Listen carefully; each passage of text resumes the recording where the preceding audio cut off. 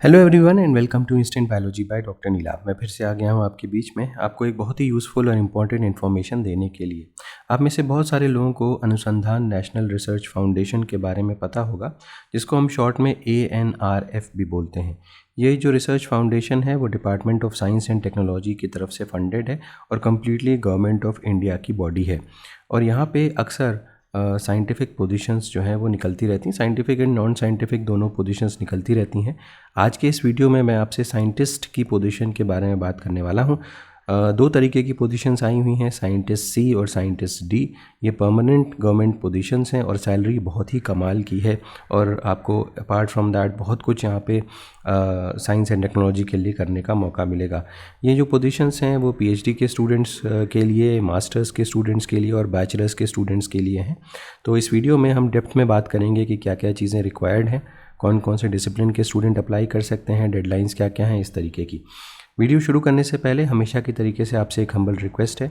मैं ऑब्जर्व करता हूँ बहुत सारे स्टूडेंट्स वीडियोस से उनको बेनिफिट होता है, वो रेगुलरली वीडियोस आकर के चेकआउट भी करते रहते हैं, बट चैनल को सब्सक्राइब नहीं करते और वीडियोस को लाइक नहीं करते। आपसे यही एक अपील है, क्योंकि हम आपसे बस इतना ही सपोर्ट चाहते हैं, क्योंकि इस सब चीज़ों में बहुत सारा एफर्ट जाता है, बहुत सारे लोगों की मेहनत जाती है ताकि आप तक इन्फॉर्मेशन पहुंचाई जा सके। तो वीडियो को ज़रूर लाइक करिएगा, चैनल को ज़रूर सब्सक्राइब कर दीजिएगा। इससे हमें कंटिन्यूअस मोटिवेशन मिलता है ताकि हम आपके लिए बेहतर कंटेंट हर बार लेकर के आ सकें। शुरू करते हैं। सबसे पहले तो ये लिंक देख लीजिए, इस लिंक को डिस्क्रिप्शन सेक्शन में प्रोवाइड कर दिया जाएगा। आप यहाँ पे क्लिक करने के बाद डायरेक्टली आ सकते हैं इस पेज के ऊपर। ये होम पेज है, नीचे स्क्रॉल करिए और यहाँ पे राइट हैंड साइड पे आप देख सकते हैं व्हाट्स न्यू का ऑप्शन है। अनाउंसमेंट सेक्शन में आपको जाना है। जैसे ही आप अनाउंसमेंट सेक्शन में जाएंगे एक नया पेज ओपन हो जाएगा। ये अनाउंसमेंट्स हैं, यहाँ पे नीचे स्क्रॉल करिए और यहाँ पे आपको advertisement for scientist D and C positions आ जाएगा, सबसे ऊपर वाला। इस पर जैसे ही क्लिक करेंगे आप एक PDF डाउनलोड कर पाएंगे। ऑलरेडी मैंने PDF ओपन कर रखी है अपने सिस्टम के ऊपर। तो अब यहाँ पे एक एक करके सारी बातें देख लेते हैं। तो ये परमानेंट पोजीशंस हैं। सबसे पहले तो ये बात ध्यान रखिएगा। तो इसमें इंपॉर्टेंट चीज़ों को मैं मार्क करता हुआ जाता हूँ, आप भी देख लीजिएगा। तो एडवर्टीज़मेंट नंबर सबसे पहले देख लीजिए, 02/2025 है। यहाँ पे दो तरीके की पोजीशंस हैं, एक साइंटिस्ट डी की है और दूसरी साइंटिस्ट सी की है। साइंटिस्ट डी में लेवल 12 की पे मैट्रिक्स को फॉलो किया जाएगा। 78,800 से 209,200 ये पे मैट्रिक्स फॉलो की जाएगी। साइंटिस्ट डी की दो पोजीशंस आई हुई हैं और ये डेप्यूटेशन और डायरेक्ट रिक्रूटमेंट के बेसिस पे होगी। ये दोनों पोजीशंस अनरिजर्व्ड कैटेगरी के लिए हैं। साइंटिस्ट सी में पे लेवल 11 फॉलो किया जाएगा, 67,700 से 208,700। और यहाँ पे 5 पोजीशंस हैं, यहाँ पर भी डायरेक्ट रिक्रूटमेंट है। अनरिजर्व्ड की 2, OBC की 1, SC की 1, ST की 1। तो ये डिवीज़न हो गया जो रिजर्वेशन के हिसाब से कितनी पोजीशन कौन से कैटेगरी को दी जाएगी। अब बात कर लेते हैं जो साइंटिस्ट डी की पोजीशन है उसके लिए एजुकेशनल क्वालिफिकेशन क्या है। Masters degree from a recognised university और institute in any of the disciplines specified in schedule 1। इसके अलावा बैचलर्स की डिग्री के भी लोग अप्लाई कर सकते हैं, मास्टर्स डिग्री वाले अप्लाई कर सकते हैं। अभी मैं शेड्यूल 1 आपको दिखा दूंगा कि किसके बारे में बात कर रहे हैं। इसके अलावा बैचलर्स डिग्री खास तौर पे वो डिग्री ही वाले अप्लाई करें जहाँ पे 4 साल की डिग्री है बैचलर्स की। तो जहाँ तक मैं समझता हूँ कि BTech की डिग्री वाले एलिजिबल हैं यहाँ पे। इसके अलावा जो भी 4 साल की डिग्री है, BSc में भी 4 साल की बहुत सारी डिग्रीज़ होती हैं, अगर वो भी हैं तो आप उसमें भी अप्लाई कर सकते हैं। इसका डिटेल जो है वो शेड्यूल नंबर 2 में दिया हुआ है कि बैचलर्स की डिग्री में कौन कौन सी डिग्रीज़ एलिजिबल हैं। तो शेड्यूल 1 और शेड्यूल 2, इसको दोनों को मैं लास्ट में दिखा दूंगा आपको, आप चेकआउट कर सकते हैं। अब क्योंकि यहाँ पे सैलरी बहुत ही अच्छी है, बहुत सारे लोग बोलते हैं कि फ्रेशर्स की कोई पोजीशन नहीं आती। मैं ऑलरेडी रोज़ के हिसाब से बहुत सारी प्रोजेक्ट पोजीशंस को फ्रेशर्स की लेकर के आता रहता हूँ, बट सिंस आप देख सकते हो यहाँ पे मैट्रिक्स 12 फॉलो हो रहा है, बहुत हाई पे मैट्रिक्स है। और ये पे मैट्रिक्स तभी आपको मिलेगा जब आप के पास कुछ एक्सपीरियंस होगा। तो यहाँ पे ऑब्वियसली कुछ एक्सपीरियंस मांगा जा रहा है और 8 साल का रिसर्च एंड डेवलपमेंट का एक्सपीरियंस होना चाहिए, चाहे इंडस्ट्री में हो, चाहे एकेडमिक इंस्टीट्यूशंस में हो या साइंस एंड टेक्नोलॉजी ऑर्गेनाइजेशंस में हो। तो डिज़ायरेबल क्या है, अगर आपके पास डॉक्टरल डिग्री है तो ये डिज़ायरेबल है, ध्यान दीजिएगा, ठीक है। इसके अलावा यहाँ पे कुछ और डिटेल्स दी हुई हैं, सब चीज़ों के बारे में मेंशन नहीं कर पाएंगे, टाइम कम है। अपर एज लिमिट 40 साल से ऊपर नहीं होनी चाहिए साइंटिस्ट डी की पोजीशन के लिए। इसके अलावा और नीचे जाते हैं, ये सब डिटेल्स दी हुई हैं इस पोजीशन से रिलेटेड। अब आते हैं साइंटिस्ट सी की पोजीशन पे। यहाँ पे लेवल 11 फॉलो हो रहा है, अगेन सैलरी बहुत हाई है। नेक्स्ट देखते हैं एसेंशियल क्वालिफ़िकेशन के बारे में बात करें तो यहाँ पे भी बैचलर्स डिग्री वाले भी अप्लाई कर सकते हैं। याद रखिएगा 4 साल की डिग्री होनी चाहिए। मास्टर्स डिग्री वाले भी अप्लाई कर सकते हैं। डिटेल शेड्यूल 1 शेड्यूल 2 जैसे मैंने पीछे बताया था उसमें ही दी गई है। और इसके अलावा यहाँ पे जो एक्सपीरियंस मांगा गया है वो कंपैरेटिवली काफ़ी कम है। साइंटिस्ट डी में 8 साल का मांगा गया था, यहाँ पे 4 साल का एक्सपीरियंस मांगा जा रहा है। तो ये हो गया। अपर एज लिमिट यहाँ पे 35 ईयर्स मांगी जा रही है। जनरल इंस्ट्रक्शंस यहाँ पे कुछ दिए हुए हैं, आप इसको चेकआउट कर सकते हैं। यहाँ पे इंडियन नेशनल सी अप्लाई कर सकते हैं।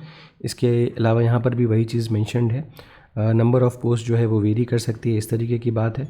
यहाँ पे क्वालिफ़िकेशंस को आप देख करके ही अप्लाई करें, ये मेंशन्ड है। इसके अलावा sustainability of the applicant shall be judged by a committee keeping in view the quality and nature of experience rendered by the candidate as per the specific job requirement. इसके अलावा CV of the applicant would be examined by the competent committee. तो CV आपको यहाँ पे जमा करना होगा अपना, और वो competent committee के द्वारा एग्जामिन किया जाएगा और उसके बाद स्क्रीनिंग की जाएगी कैंडिडेट्स के लिए इंटरव्यू की। And selection shall be based on suitability and availability of better candidate keeping in view of the requirement. ठीक है। इसके अलावा panel of candidates will be prepared from the candidates called for interview which will remain valid for 12 months from the date and declaration of the results. ठीक है। Outstation candidates जब interview के लिए call किए जाएंगे तो उन्हें फेयर भी दिया जाएगा, तो ये बहुत अच्छी बात है, TA दिया जाएगा उनको। अप्लाई किस तरीके से करना है यहाँ पे देख लीजिए। अगर आप अप्लाई करना चाहते हैं तो applicant should be neatly typed on thick plain paper A4 size 210 into 297 A4 size के पेपर पे आपको एप्लीकेशन को टाइप करना होगा प्रिस्क्राइब फॉर्मेट पे। प्रिस्क्राइब फॉर्मेट नीचे दिया हुआ है, अभी मैं दिखा दूंगा। As per annexure given below viz annexure 1 scientist D and annexure 2 scientist C। तो आपको ये एप्लीकेशन को टाइप करके फिल करना होगा। कोई भी कॉलम एप्लीकेशन का ब्लैंक मत रहने दीजिएगा। जहाँ पर भी आपको नहीं फिल करना है वहाँ पे नील लिख दीजिएगा। इसके अलावा should apply through proper channel. जो लोग सेंट्रल गवर्नमेंट के एम्प्लॉयज़ वगैरह हैं वो थ्रू प्रॉपर चैनल अप्लाई करें। इसके अलावा applicants received after prescribe date consider नहीं किए जाएंगे। अब यहाँ पे apply copies of self attested certificates को आपको यहाँ पे अटैच करना होगा, जैसे कि educational qualification, date of birth, experience वगैरह। इसके अलावा अगर देखें तो candidates will have to produce original certificates आपको इंटरव्यू में प्रोड्यूस करने पड़ेंगे।